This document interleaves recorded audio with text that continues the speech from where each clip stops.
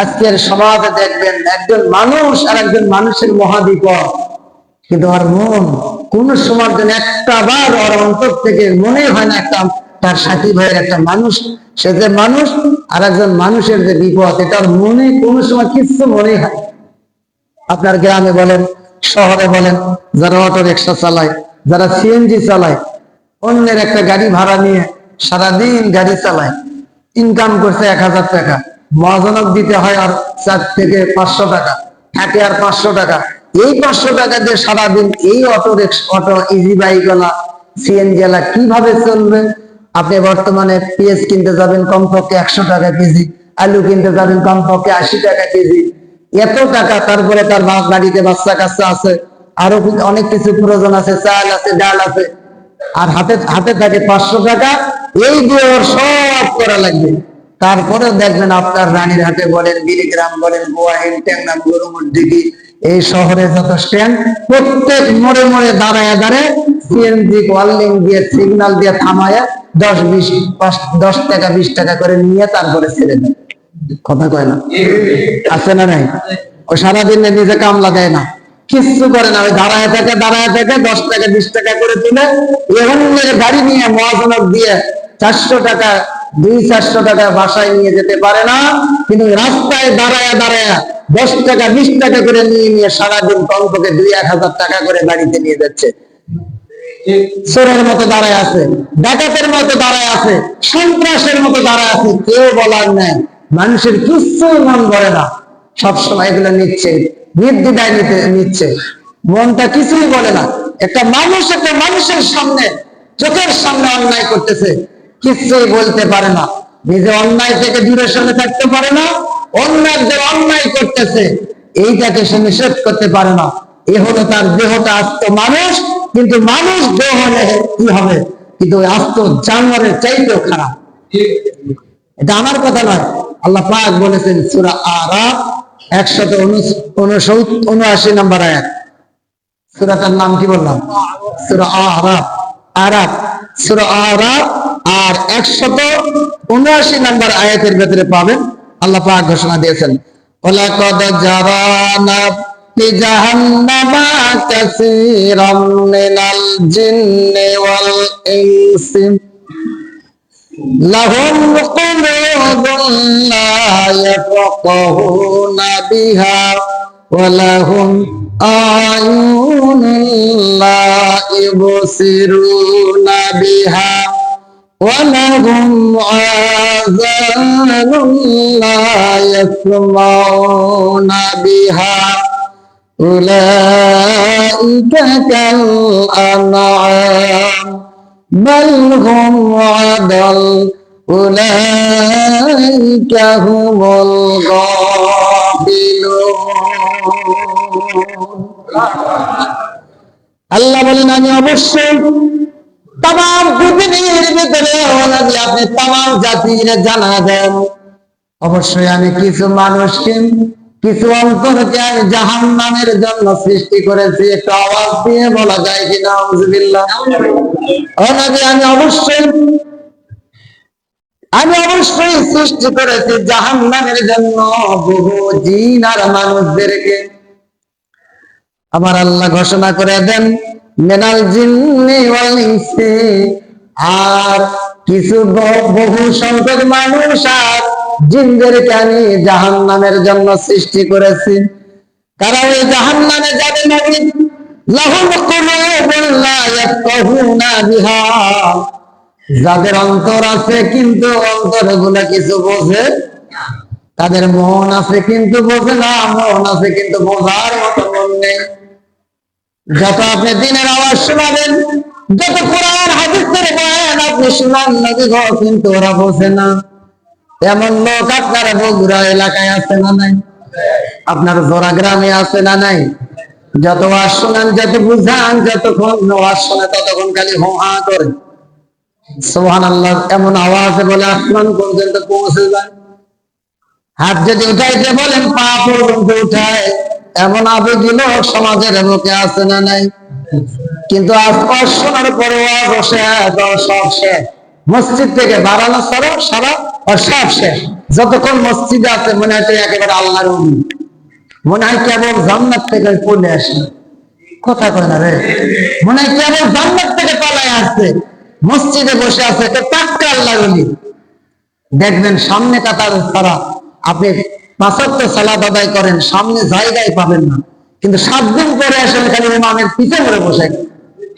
তাই বলে যারা ভাবছেন মন খারাপ করেন তাদেরকে বলতেছেন, এক জায়গার কথা বলছি না তো, আছে না এরকম? ইমাম সাহেবের পিছনে ছাড়া একবারে পিছেই বসে, এরকম আছে। কোরআন হাদিসের আলোচনা যা করতেছেন খালি সব তাল মিলাচ্ছে, মনে হয় একেবারে পাক্কা ইমানদার, কিন্তু মসজিদ থেকে বের হওয়ার পরে আগে যা ছিল ঘুরে তাই।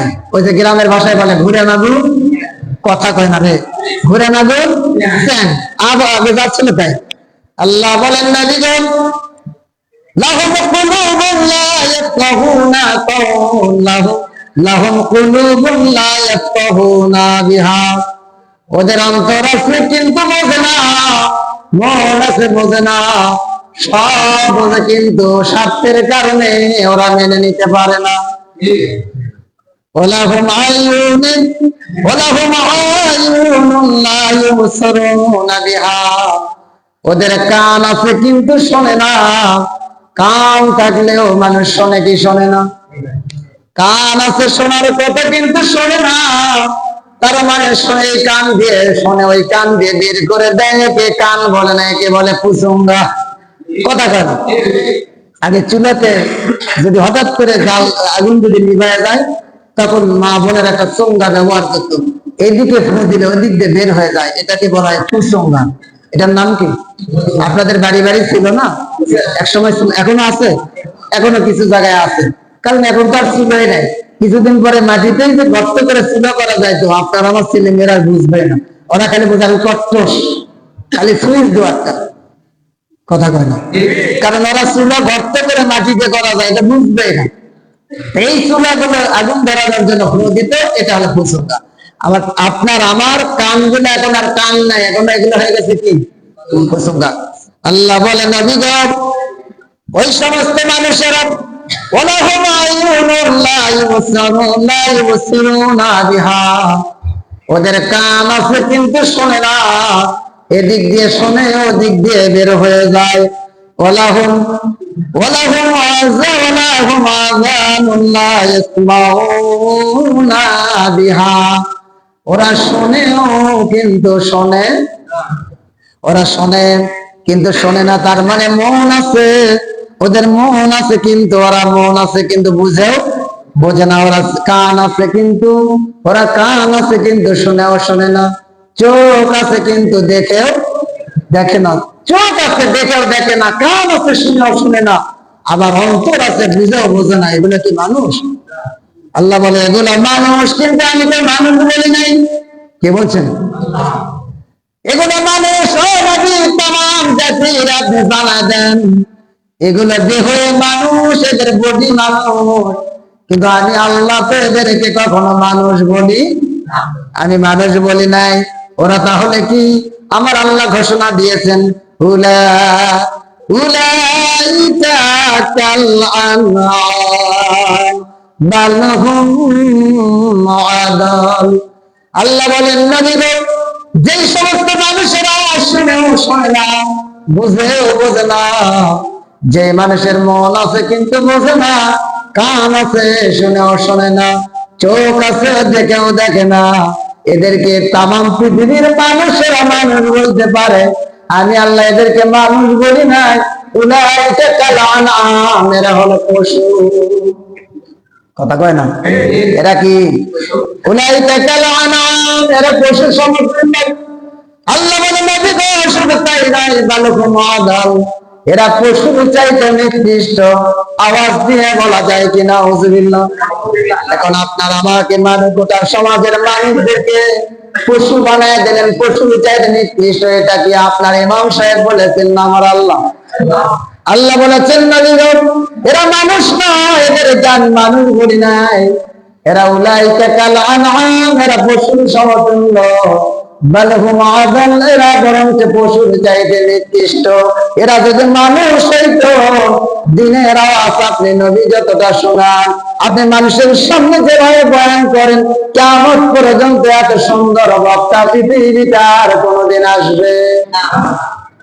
আজকে যত বড় বড় বক্তা দেখেন, ওলামায়ে কিরাম দেখেন, লক্ষ লক্ষ মানুষের আলোচনা শুনতে যায় আমার আজহারি ভাইয়ের মাহফিলে, আমার হামজা ভাইয়ের মাহফিলে হাজার হাজার লক্ষ লক্ষ মানুষেরা যায়।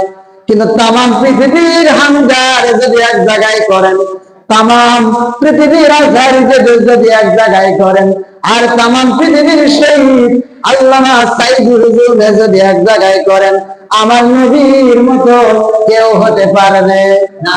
আর জোরে বলা লাগবে নবী আপনি যেভাবে বয়ান করেন, এইভাবে বয়ান করার পরে কেউ মেনেন, তারা মেনে নেয় না।